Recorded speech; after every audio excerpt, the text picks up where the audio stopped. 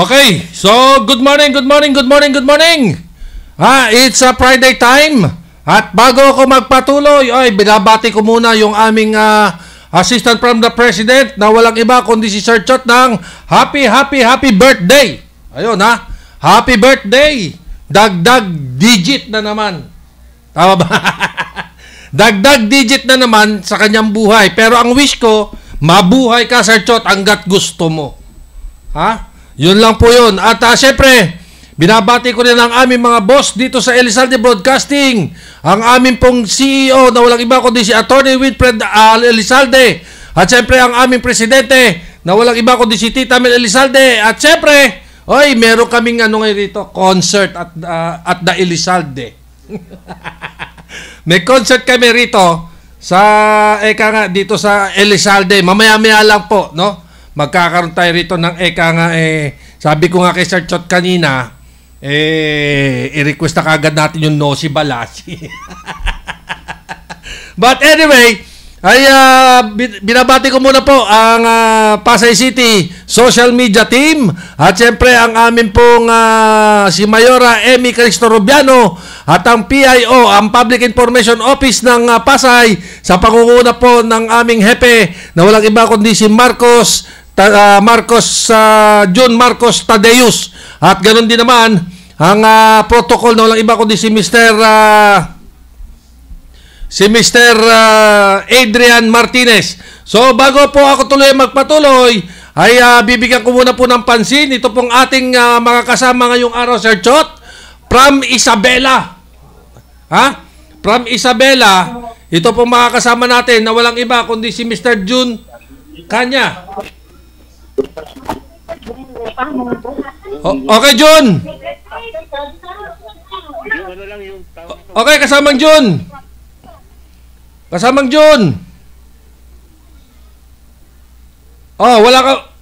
Wala ka bang monitor? Wala ka bang monitor diyan? Ha? Sound. Walang sound. Hindi, loud and clear ka nakarinig. Wala kang monitor diyan. Wala kang monitor. Kuha ka ng isang cellphone mo, mag-monitor ka.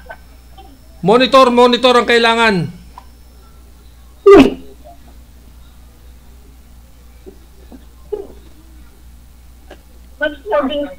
Wala ka bang isang cellphone para i-monitor? Yung kay Arnold, gamitin mo para monitor. Walang sound, paano ako makapagpangyan? Hindi, monitor mo lang. Gamit ka ng isang cellphone para may monitor ka, no?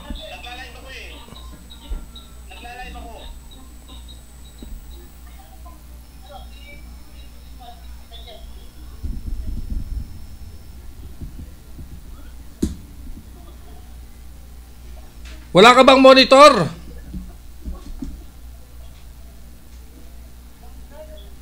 Baka meron ka monitor.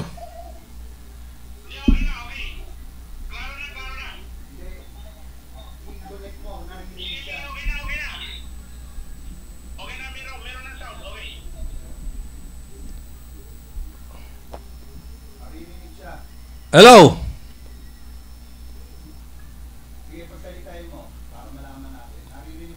Sige, ano ba ang mga kalagayan dyan sa Isabela?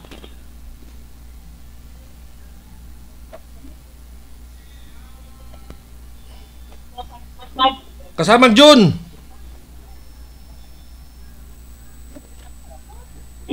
Medyo pumayat na ako. Ano mga kalagayan dyan sa Isabela? Alam naman natin na meron tayong mga init factor ngayon. Meron ka bang Sinong may sa inyo? Meron kayong headset?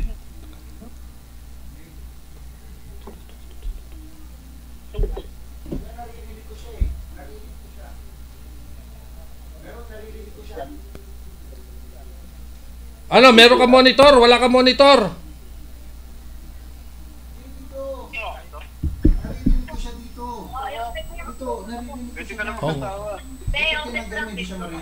Wala siyang ano. Yung cadence marinig. Yung mic nila. Yung mic ni Deds. Ay, narinig ko na. Okay na, narinig mo na? Oo, loud and clear na. Okay.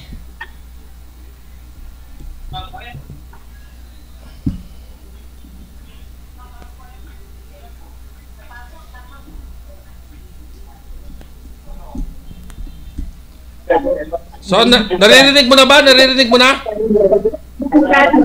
Okay na? Okay. Yes, klaro. Okay, so sa akin po pagpapatuloy ay bigyan po natin ng pansin. Ito pong aking kasama na si Romulo Jun Canya mula po dyan sa Isabela. Okay, Jun, magandang araw. Yes, good morning at nais ko muna batiin ng aking mga kabats dito sa lalawigan ng Santa Maria Isabela at narito po ako ngayon at nagsipon-tipon kami ng ating mga kabats. Kung makikita mo sila kasamang Fernan, ito, nagsisikainan na sila at ako'y habang nagla-live tayo, napakasaya nilang sumusubo kasamang Fernan. At kumusta naman dyan sa ating dito naman sa Manila ay okay naman at loud and clear yung ang iyong mga pananalita at pakisabi na rin diyan sa mga kasamahan natin diyan. I-type lang po sa inyong mga i-type niyo lang sa inyong mga Facebook account yung Elizalde Broadcasting para meron kayong napapanood ninyo ng live yung ating pag-uusap ngayon, yung Elizalde Broadcasting. Ita-type nyo lang po sa inyong mga Facebook page para mapanood nyo ng live yung ating pong talakayan from Isabela to Manila kasamang June. Yes, kasamang Fernan na pa. Ito nga, napakaklaro ng iyong salita. So, naririnig nila lahat ng iyong sinasabi. Anong klaseng alumni yan? Mukhang matagal na pagsasama, matagal ng samahan. Ito'y tinatawag na reunion ng BAT sa 85. Oy, congratulations! Ngayon lang kami nagkita-kita ngayon. Ayun, congratulations sa alumni 1985. Magandang araw sa inyo at syempre, alam kong napakainit dyan sa Isabela kasamang June. Yes, kasamang Fernan at tama-tama naman na naitaon ng aking kaarawan bukas. Oo nga, hindi lang yan, no? Birthday, magkasunuran kayo ng aming assistant from the president dito sa Elizalde. Birthday rin niya ngayon at ikaw naman, birthday mo bukas. Ay, happy birthday, sir. Mabuhay ka. At syempre, yung mga, ano ba ang mga kaganapan dyan sa Isabela ngayon? Alam ko darating ang anihan ng mga mais, di ba? Mais dyan eh. Alam ko, mais sa capital ng ano yan eh, di ba? Mais capital of the Philippines. Yes, kasama Fernan at habang binabaybay namin ng Santiago, Isabela to Aurora hanggang dito sa Santa Maria, maamoy mo talaga yung amoy ng pag-aanihan. At makita mo sa daanan, marami nagbibilad ng palay kasamang Fernan. So napakasaya, pagkatapos ng ani, marami na naman pera sila. So siyempre, magano sila, happy naman sila. Oo, at kamusta naman kaya yung mga kaganapan at ating mga yung ating mayor ng Isabela. Kung di ako nagkakamali, iyan po yung lugar ng Timawini. Timawini ba? Tama ba? Santa Maria Isabela, lalawigan ng Santa Maria Isabela. Lalawigan ng Santa Maria Isabela. Ayun. So yung yan po ay nasasakupan ni Mayor Hilario, ayun. Hilario Pagawitan at siya yung napakabuti ng kanyang patakaran dito sa yung ating, kung makikita mo ngayon yung ating munisipyo rito sa buong Isabela, masasabi ko na ito yung pinakamagandang munisipyo rito. Maraming pag-unlad ng aming lalawigan sapagkat siya yung nakaupo rito. Sa lahat ng nagiging mayor rito, saludo ako sa kanya dahil lahat ng pangangailangan rito ay inaibibigay niya sa kanyang consequence. Yung ating pong mga barangay diyan sa Santa Maria, okay naman. Abay, yung ating mga barangay rito, very active sila sa kanilang tungkulin sapagkat siyempre meron silang tinatawag na quarterly sahod. Pero hindi ko pa alam kung magkano din ang sinasahod ng kanilang mga tanod hanggang sa kagawad nila. Alam mo naman na napakaliit lang ng posto ng ating barangay dito. Alam mo naman pagdating sa mga probinsya, no, pagdating sa probinsya, kung ang pag-uusapan natin ay yung kanilang mga sahod, abay napakaliliit, no? Pero anyway, kapag pinasok mo ang isang pagiging public servant, isa na rin 'yan sa iyong tinanggap, no? Dahil ang pinagbabasihan naman diyan, hindi naman yung sahod kasamang June, kundi ang pinagbabasihan diyan ay yung pong pakikipag-ugnayan, sa mga constituent at ganoon din naman doon sa mga project na dapat nilang gawin sa kanilang mga barangay. Ganon din naman si Mayor, ganon din si Vice Mayor, ganon din si Governor. Tanggalin natin si Eddie at saka si Pati.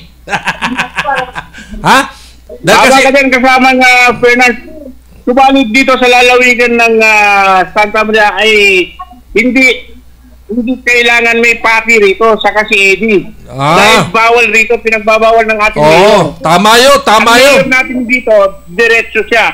Magiging yung mga daanan natin dito, nung umuwi ako nung last 2 years, ay ito ay hindi pa simentado. Ngunit ngayon, napakaganda ng ating daanan dito sa lalawigan ng Santa Maria.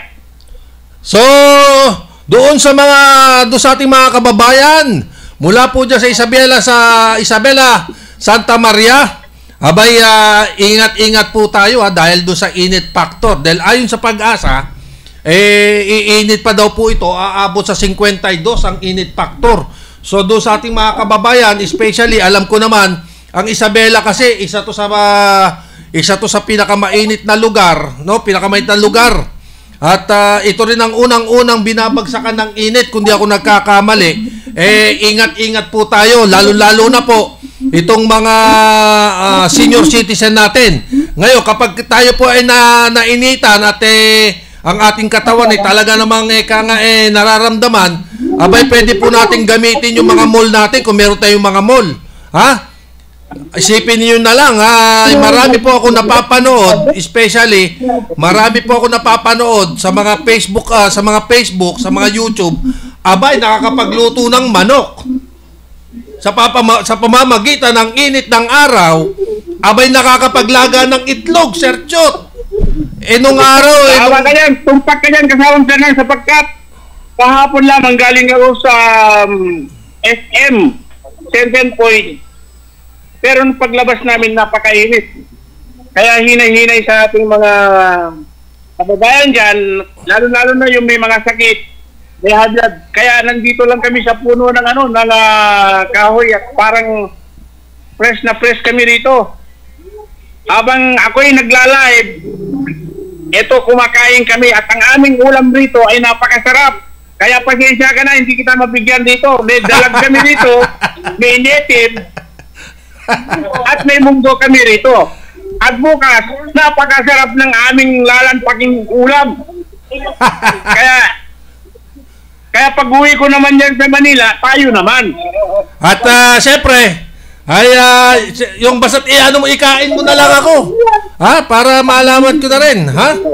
Siyempre, natabayanan din natin yung ating kasama si Dens Tonel dito. Pero ayon po doon sa kanyang text, siya po ay nasa hospital pa ng Maynila dahil pinapacheck up yung kanyang esposa.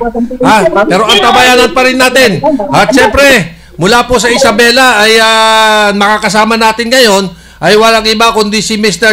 Romulo Jun Canya na nakasama ko po sa DWBL at ngayon ay umaattend ng alumni 1985. 84-85 siguro.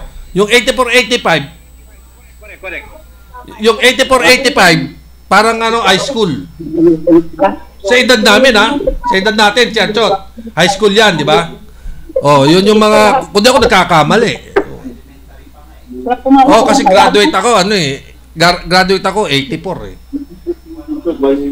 91 ka. Ako, 85, 84-85 O, 85 na high school. So, ahead ka sa akin ng isang taon. High school nga kasi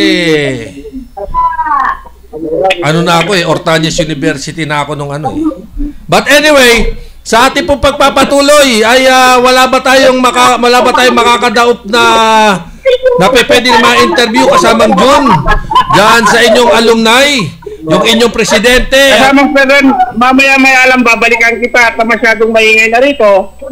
At bigyan mo ako ng 5 minutes, babalikan kita. Sige. Mula pa rin dito sa lalawigan ng Santa Maria ang inyong lingkod. Balik dyan po sa inyong studio. Okay, maraming salamat kasamang June. At sa ating po pagpapatuloy, sige, steady ka lang muna dyan. Sa ating po pagpapatuloy, isipin ninyo yung 40.7 temperatura ay posibleng papalo hanggang Mayo, Sir Chot. Abay, alam mo, nakakatakot yung mga ganitong sistema. Lalo na sa pagdating ng mga maiinit na situation. But anyway, sabi daw ng Pag-asa, abay aabot daw sa 40.7 ang temperatura ng init factor o yung forecast maximum. Daytime temperature sa Northern Luzon hanggang sa katapusan ng susunod na buwan ng Mayo. Abay, isipin mo, napakainit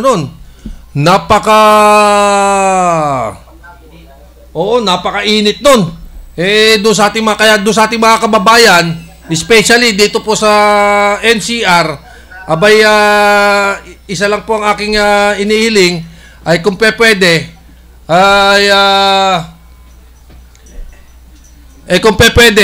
yung ating po mga kababayan, no, yung ating mga kababayan, yung ating mga senior citizen, kung kayo po ay naiinitan at napapansin ninyo na talagang sa punto po ay mainit na, abay gamitin po natin yung ating mga mall. Hindi baling tumambay po tayo. Hindi baling tumambay po tayo sa mga mall. Kasi wala nang pong bayad ang tambay. Ang mahalaga, maibalik lang natin yung lamig ng katawan natin. Kasi unang-una po, dyan po nagkakaroon ng heat stroke. No? Yun po yung iniiwasan natin yung heat stroke na sinasabi. So, ang pinaka-the best lang talaga, magtuloy sa mga mall, no? Kahit parang parang nagwi-window shopping ka lang Para ka nagwi-window shopping, pasyal-pasyal ka, merong mga upuan diyan, di ba? Kung meron ka natatabing barya, sabi ko nga Starbucks ka. Sabi naman nung kasama ko si Dens, barya-barya lang tapos Starbucks pa. Di ba? Medyo may kabigatan nga naman. But anyway, dumating na po yung ating partner. Si Boy Late. Si Boy Late. Ay, lako. Si Boy Late, dumating na rin. So, sa ating po pagpapatuloy, sayang at hindi natin na anuan natin kagad, Chairman. Ano? Meron tayong nakasama kanina na walang iba kundi si Mr. Romulo Jun Canya ng DWBL na ngayon ay nasa Isabela, Santa Maria. Isabela. Ay, ginagawa si Isabela. At ginaganap doon yung kanilang alumni 1985. Bigat 1985. Abay, matagal-tagal na rin. Masarap na ano yun. Masarap na... alam mo, natutuwa ako pag gano'n ang samahan. Sana sinama tayo. Diba? Yung 1985. Diba? Siyempre, binabati ko rin po si Kuya Mike Dautil. Ang ambassador po ng indigenous people sa buong Mindanao. Ayan, binabati ko po. Binabati ko po. At ganun din, isa rin po siya sa mga supremo ng Guardians, Chairman. So, nandito ngayon siya sa Maynila. At kagabi lang po ay tumawag po siya sa akin. Nagkita po kami. At marami kaming napag-usapan, Chairman, regarding do sa mga indigenous people na nga dito sa ating bansa na ang sistema, yung mga pangangamkam, Chairman, ng ilang mga kapitalista sa mga lupain ng mga IPs. Alam mo, sa totoo lamang, napakahirap po na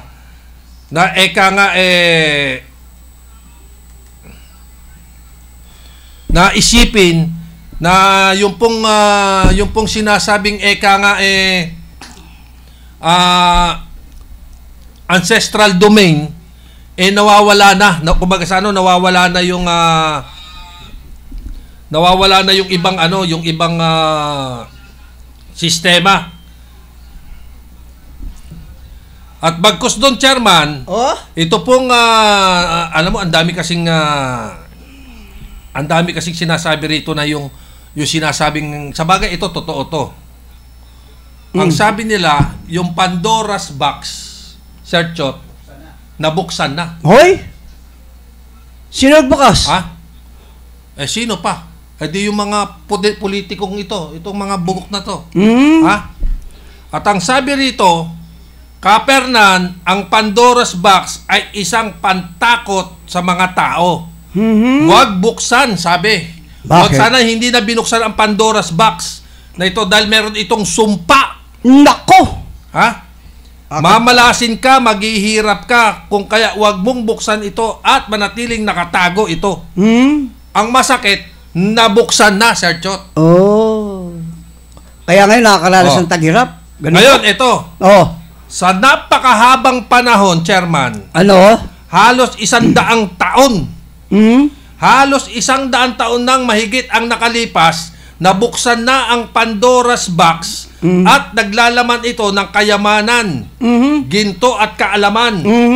Dahil sa 137 pages of the decision with the compromise agreement number 3957-P. Alam mo, ang bigat. Alam mo, sa totoo lamang, Chairman. Paliwag mo na siya, kapatid. Pag ito yung napapag-usapan na. Pero kung ibabalik ko ito, kung ibabalik ko to, kasi ang unang-unang titulo ng Pilipinas, yung La Islas Pilipinas. Tama ba, Sir Chot? Las Islas Pilipinas. Yan ang nag-iisang titulo ng Pilipinas, Chairman. At ito nagsimula dito sa dito sa sinasabing mga Spanish colony. Dahil pagkatapos ng pananakop ng Espanya sa Pilipinas, Chairman, binigay ito ng pamumunang Estados Unidos noong December 10, 1898. Pero bago ko ipagpatuloy ito, gusto ko bati ka muna. Yan. Magandang umaga po, Luzon, Visayas, Mindanao, sa lahat po mga Pilipino. Lalo na po yung mga nagsisimba ngayon. Araw po na naman ng Biyernes. Ingat-ingat po kayo sa inyong pagsisimba dyan sa may Quiapo. Sa Poong Nazareno, pagkat naglipa na rin po dyan yung mga mandurukot, lalo po yung mga bata may dalang plastic, nag-aalok na bilhin na kayo ng plastic, pero yung kamay nasa loob, yan po yung naghahanap ng mga madudukutan. Kaya ingat-ingat po kayo sa inyong pagsisimba dyan po sa Poong Nazareno. At binabati ko na rin po yung aming po kasama rito, yung executive namin, nagdiro ng kanyang karawan. Hindi ako nagkakamali, siguro mga 29 anyos na ito. Happy birthday! Mag-ano pa lang ito? Ano? Ang alam ko, 20 na siya ngayon Dibu. Tuloy mo yan? Dibu. Hoy! Kailangan lang nabinyagan. Hoy! Dito, inom tayo ng konting para binyagan. Diba? Ngayon, dito nga, yung 1898, Chairman, mula noon, wala nang Spanish na titulo na iginawad at natapos ang original na rehistrasyon ng titulo sa ilalim ng batas ng pampapautang ng Espanya noong February 1, 1903. Di pa ako tao niyan, 1903. Ito, alam mo, ito kung inyo pong iisipin, lahat tayo hindi pa tao. Ba? Pero alam mo na gustong-gusto ko talagang malaman. Malaman, although may kalaliman, Chairman, although may kalaliman, masarap alamin. Dahil isa po ito, katulad ng aking nasa damit, di ba? Isang bansa, isang Pilipinas. Sayang, hindi ako di ba? Sinabi ko na kay Sir Jay. Si Sir Jay! Sinabi ko na, sabi ko, bigyan ako. Sabi ko, Sir Jay, baka naman pwede kami makakuha uli kahit 2 large lang. Sabi niya, sige, daanan mo. Pag nagkausap tayo, daanan mo. Daanan mo na lang, iyaano ko sa'yo. Sabi ko, maraming salamat po. Okay. No? Ngayon, eto, Chairman. Ay. Idinagdag na pagsasaayos, nagpaparehistro ang towing system. Na ipapatupad sa pamamagitan ng Republikang Batas 496 Land Registration Act. Ang towing system ay nag-uutos sa mga tao na lihitimo sa pagpaparehistro ay mas dapat siya ang may-ari ng lupa. Dapat nga naman kasing parehistro mo. Na? Katulad na lang po, noong June 11, 1978, ito, tao ka na. Oo. Di ba? 1978. Oo. Tao na ako noon. Ang edad ko dyan, kumbaga sa mga nasa... basta. Kalimutan natin yung edad. Kalimutan natin yung... sa pamamagitan, Chairman! Hoy! Ng Presidential Decree o PD 1529. Ang kautusan, ito ay mananatiling sinusunod ang patakaran nito na ang aplikante ay karapat-dapat na rehistrasyon na siya ang may-ari ng lupa para sa bantayan. Ngayon, eto, pag-uusapan natin, Chairman. Ano? Yung mga bumibili ng rights. Ay, marami rito yan. Sa Pilipinas, uso yung mga rights. Pero bago natin ibigay yan, Chairman, para lang po sa kaalaman ng bawat Pilipino. Ang unang titulo, eto malinaw, ang unang titulo sa Pilipinas ay Las Islas Pilipinas. Las Islas Pilipinas. Ang Pilipinas. ibig sabihin sa English, Isles of the Philippines. Na ipinangalan ng Haring Philip II ng Espanya. Ang pangunahing layunin ay pagkaisahin ang napakaraming isla. Ilang isla ba yan? Ito, Chairman. Madami yan. 7,000, 7,134 na isla. Madami. 400 na. Updated na. Bakit lumutang? Ibig sabihin, pag naglo-low tide, may lumulutang na isla. Sabi nga nila Kaya nga islas Di ba? Islas. Di ba? Kaya ka tinatawag na Las Islas. Di ba? Sisingaw. Katulad na lang ng Captain's Peak na sumingaw.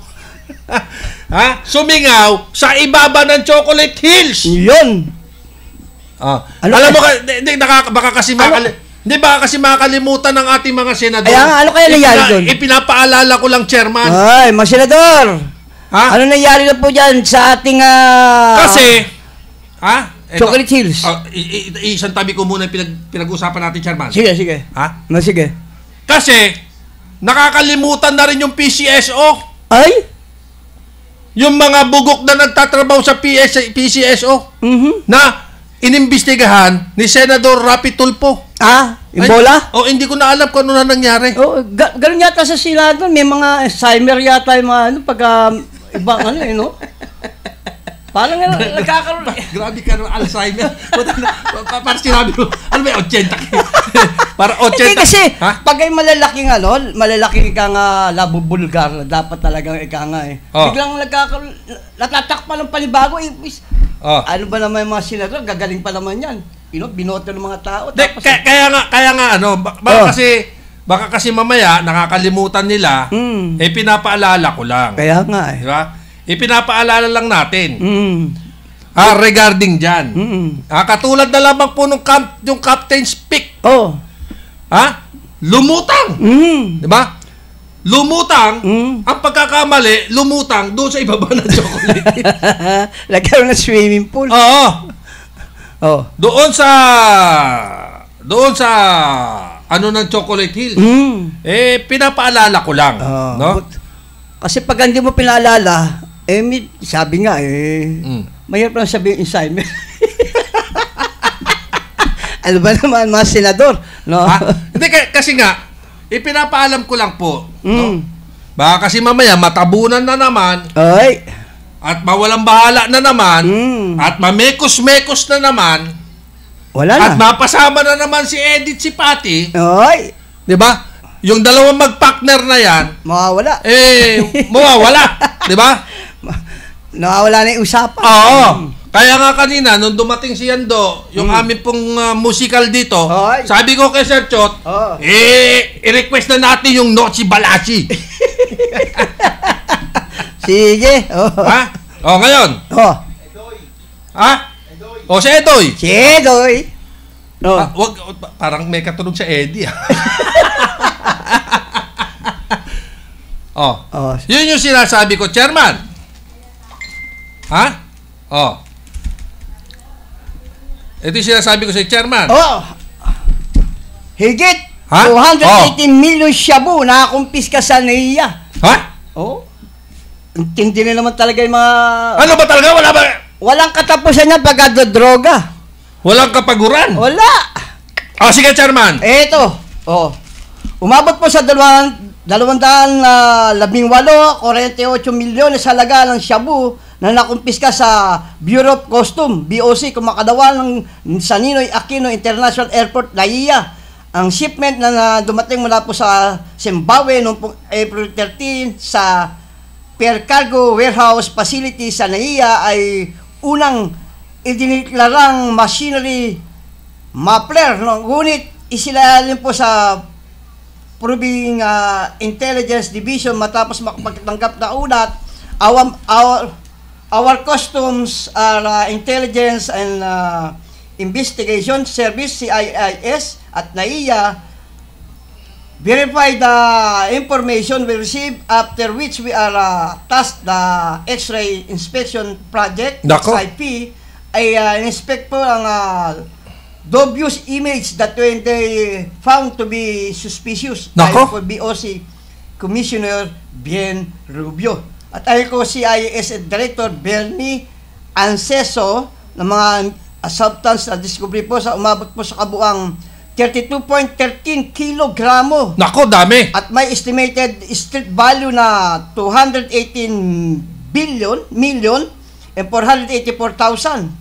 Nabatid po sa mga pakete, pindala po sa isang Isaac Chikori mula po sa Harare, Zimbabwe. At naka-assign po sa isang Christine Tegranes mula po sa Balingasa, Queen, Manila. Isinagawa po ang operasyon matapos po makatanggap si Pangulong Ferdinand Marcos Jr. na inspeksyon sa nasabat na shabu na umabot po sa bilyong halaga kumakain lamang sa Batangas. Binigyan din naman po ng Deputy Commissioner for Custom Intelligence Group, Juby Max Uy, ang kahalagahan ng intelligence gathering sa mga operasyon ng ahensya na ikinaresto po ni Tegrahes. Yan po biro mo, sa paliparan po yan, talaga po naman talaga yan. Tungkol naman dyan, Chairman, congratulations sa Bureau of Custom. Hoy! Ha? Cotton! Dahil sa pagkakahuli na yan. Ha? At siyempre, doon kay Commissioner Rubio. Hoy, salamat! Congratulations. At siyempre, isa lang din ang inihiling natin, Chairman. Hoy! Walang iba kundi ang maibalik si Malik Lumundot ng BOC papuntang Davao Port. Sana po, Commissioner Rubio, maibalik nyo po si Malik Lumundot dyan po sa Davao Port kasi napakagaling talaga na tao. Alam mo, nangihinayang talaga ako. Kung sino pa yung taong magaling at naaayos ang trabaho, siya pa yung nawawala doon sa pwesto. Yun nga Ano ba yun? Kailangan ba ng pakisamahan o kailangan din si Paki? Ha? Mukhang magkatugma At syempre, sabi ni Caro Dolpo Santo Domingo, watching you guys, carry on. Hoy! Thank you. Sige po. Ha? Ngayon, eto, Chairman. Ano? Ha? Ngayon, ay ang isla, para maging isang pagdomina at pagkontrol nito, na nakikilala sa buong mundo na tawaging Pilipinas, ito ay isang titulo upang magamit ng House Committee on National Defense. Ha? Na patunay na ang Pilipinas ay pag-aari ang Scarborough Shoal sa kanyang pag-angkin na laban sa China. Buti na buksan. Matagal yata na buksan yan, ngayon lang yata naihayag. Tingnan mo, 'di ba? Kung pagbabasihan ko nga po ito, kung pagbabasihan ko to, Chairman, abay napakaraming marami ang mahaba at saka malalim, no? Mahaba at saka malalim. Ngayon, ito masakit. Dahil yung mga sabwatan ng mga politiko, gobyerno, kasama ng yung mga mekos-mekos na pagdating sa lupain, di ba? Kasi ang nakipagsabwatan po kasi sa totoo lamang, ang politiko at estado, kasama na ang mga namumuhunan. Yung sa mga lupa-lupa. Basta... Diba? Sila ay gumagawa ng nupil na batas ukol sa palupa sa ating bansang Pilipinas na paggawa ng mga titulo pabor sa nais na naunang nakaupo. Mukhang sino kaya yung mas maraming lupa? Hindi ko alam ko lang na ganito. Sana kumuha ka na rin. Kung ako'y pinanganak ng taon na to. Ha? Aba, ay baka yung buong gilid ng mayong... Kukunin mo na. Aba! Ay, libre. Oo. Kung alam ko lang na ganitong sistema, Chairman. Kasi noon, panahon nung ganun Turo mo lang, akin na yan. Oo. Yung buong gilid ng mayon. Akin yun. Yun. Lalagyan ko yun ng bakod. Para walang makapasok. Oo. Kung alam ko lang na ganun, di ba? Oo nga. Bakit hindi ko kailangan na katulad na lamang ng buong Cavite. Di ba? Portion by portion kasi. Di ba? Portion by portion. Ngayon, kaanuan mo ngayon yan. Di ba? Napakaswerte nga ng mga ng mga tao na nauna katulad na lang mga nababanggit dito na sila yung mga kasi may mga nababanggit dito na mga apelyido na talaga yun daw po talaga ang yun daw po talaga yung mga matitindi nung araw. Pero kilala na yan Masyado ng palasak ang pangalan yan. Oo. Kilala yan regarding pagkalupa. Ngayon, eto. Hoy! Chairman. Ha? Ang mga nakabili ng lote. Na isang rights lamang. Eto. Ito'y malaking suliranin. Sa totoo lang hanggang ngayon. Hanggang ngayon. Ha? Noong mga nakabili lamang sa tinatawag nating rights, ay naging totoo naman pag bumili ka ng rights, sugal talaga Siyempre. Di ba? Minsan ang katuwiran ay titirhan muna ng ilang taon. Kasi dahil binili mo di ba? Dahil binili mo, natural titirhan mo ng mga ilang taon.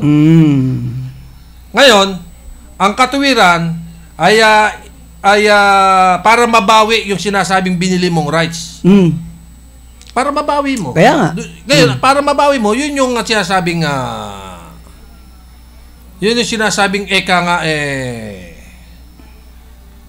tubo yung iyong pagtira.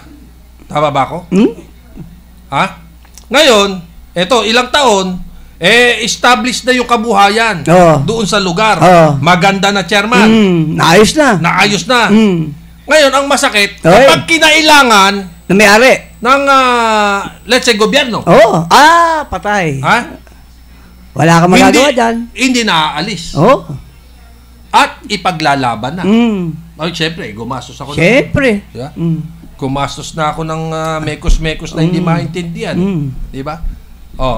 Ngayon, ang gagawin ng mga taong nakatira sa lugar ay maghahanap kung sino yung ito maganda pong usapin. Padrino? Ganon, parang ganon. Ganon talaga yun, ganon, siyempre.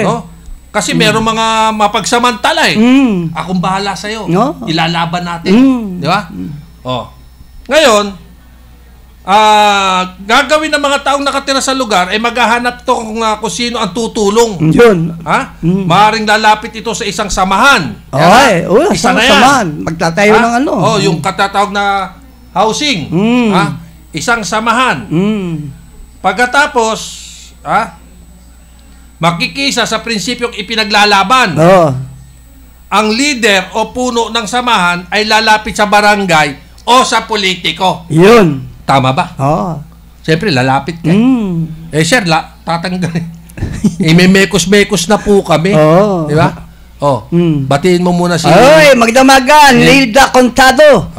Buhat po yan sa kanyang panonood sa Pangkil, Laguna. Maraming salamat. Oy, thank you very much po, ha. Pakil. Pakil. Pakil. Thank you very much, Ma'am Nilda Contado. Oy. Geroy. Kasama rin ang isa sa mga Pasay City social media admin na walang iba kundi si Mark Obuyes. Thank you very much. Ngayon, eto, Chairman. Sige, tuloy natin. Lalapit sa barangay o sa politiko o sa mayor o sa national government. Siyempre. Dahil ito ang solusyon ng problema upang kung mayroong mang-aangkin nito ay mayroong ikakatuwiran ang totoo. Yun. Sabi ni mayor sabi ni barangay di ba? Gusto nyo, kausapin nyo sila. Hindi kami alis dito. Yun yung sinasabing padrino. Di ba? Ngayon, ang katuwiran naman ito, itong isa. Titulo. Hindi, wala naman kayong titulo Yun. Rights lang ang binili mo Di ba? Hindi nga kami, kasi nga si mayor. Si congressman. Di ba? Wala rin magagawa naman. Wala. Kasi pagka ang tao may hawak na titulo, kahit sabihin mo pang inabot ka ng 50 years dyan, hindi mo lupa yan. Talo ka pa rin dyan kasi may titulo, yung ika nga yung naghahabol sa'yo. Bagamat tagal ka nakatira dyan, wala ka pa rin karapatan na ika nga angkinin mo yung lupa. Ngayon, ito, gobyerno. Sige. Diba? Pasok ang gobyerno. Ngayon, itong gobyerno, pasok. Dahil ito ang solusyon sa problema upang kung mayroon mang-aangkin, ay mayroong katuwiran na angkinin. Yun na ito ang ibibigay ng isang politiko, mayor at ng bayan ng national government.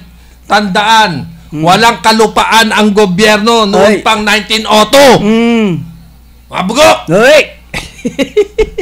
High blood ka na naman, kapatid. Hindi, sinasabi. Di ba?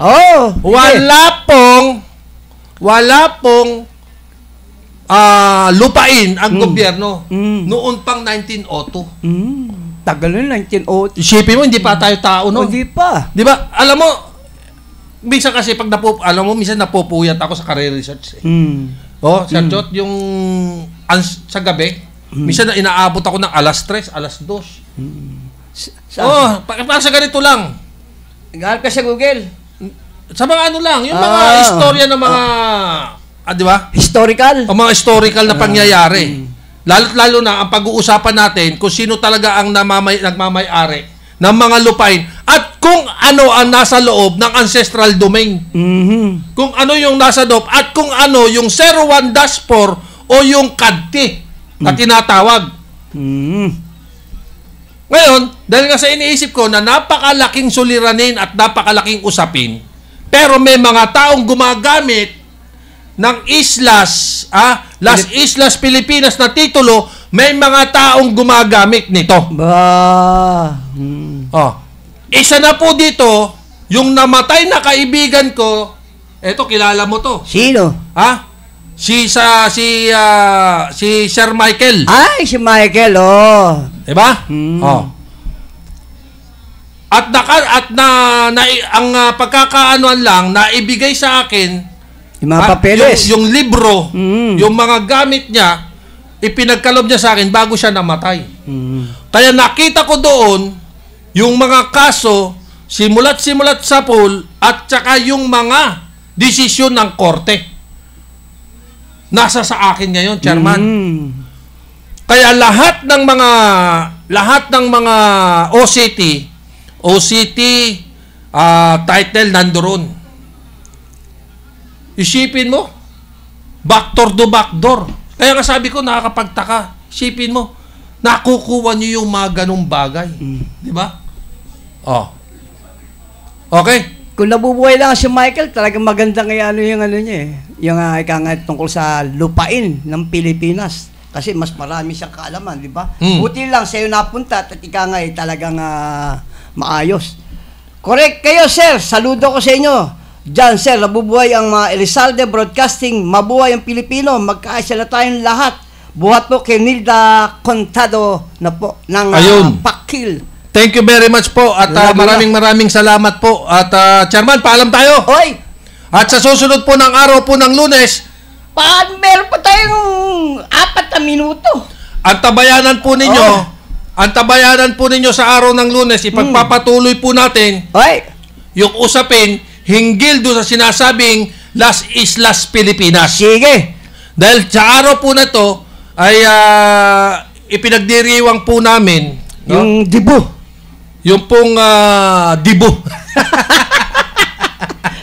Ay pinagdiriwang po namin yung kaarawan nung amin pong director sa technical crew na walang iba, yung assistant assistant from the president. Oy.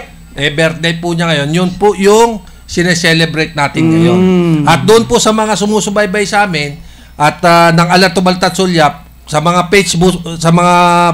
Facebook po, no? Facebook, i-like nyo po kami, i-follow nyo po kami. Subscribe at pakipindot ang Notification bell. para lagi po kayong updated sa mga programa namin dito sa Elizalde Broadcasting. Okay, hindi na natin tatalakay. Sana, tatalakayan muna natin yung ikangay masyadong nakakatakot na eh. Yung pong sunod-sunod, yung biglang pumutok na sa Cagayan, na sobra-sobra ng mga estudyanteng inchik. Tapos lahuli ng otoridad na sa isang lugar na mga baril na ikangay panggera, hindi ordinary. Sipin mo yun, no? Di ba? Di ba, sa araw ng Lunes, ang tabayanan po ninyo yan. Hindi po namin tatantanan yan sa araw po ng Lunes dahil bakit kailangan na napakaraming Chino sa lugar ng Cagayan na unang backdoor ng Pilipinas. Yun. Ang tabayanan po natin yan. Sige. At lagi po natin susubaybayan. At hindi lang po yun. Hindi lang po yun. Ang tabayanan din po ninyo.